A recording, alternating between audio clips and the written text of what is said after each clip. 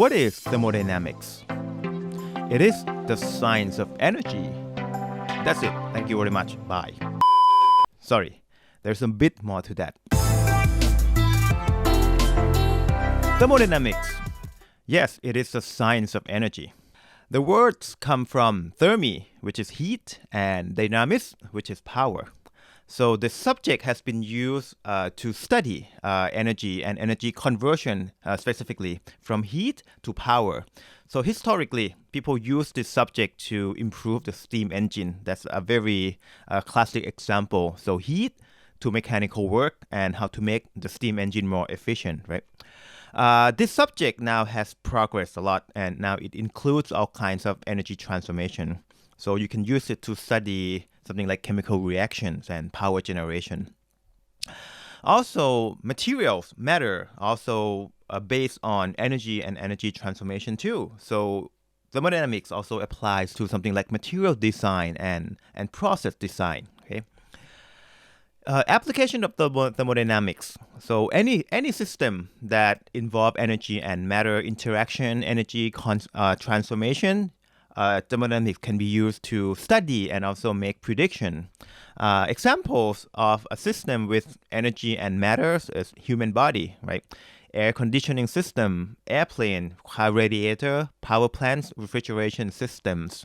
So all this system, you use thermodynamics to understand the behavior, and in the end, you want to predict something, or you want to kind of improve the system, right? For example, you want to make air conditioner more efficient, power plant, you want to produce more power with less input, something like that, right? A better example, a better question would be if you can think of any application that do not involve energy. And for me, I cannot think of any. So essentially, thermodynamics is like the broad science that you can use that apply to anything in this universe, to say the least, right? And it's a very powerful subject to learn too. Even the application that you might not think of, thermodynamics applies to cosmology. For example, the concept of arrow of time, right? The arrow of time is a concept that we all experience every day. We know that time doesn't go backward. It doesn't stop either, right? It always goes forward, right? But to physicists, time, it's actually, there's nothing to prevent time, from physics standpoint to go backward. Like physics equation does not prevent time to go backward. But in our everyday life experience, we see time always go forward.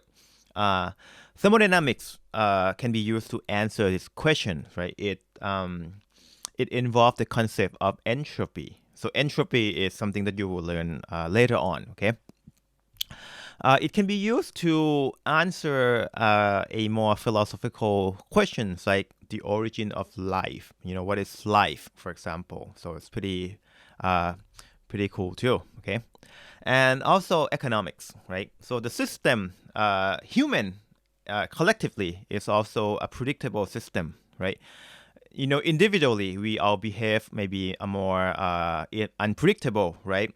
But then human as a whole actually form like a system that you can use, equation to study and make prediction. So thermodynamics also has been used to study, economics too. Like the concept like efficiency applies to economics too. So okay, so that is a very brief introduction to thermodynamics, and we'll dive deep into this subject in a lot more to come. Okay, so see you later.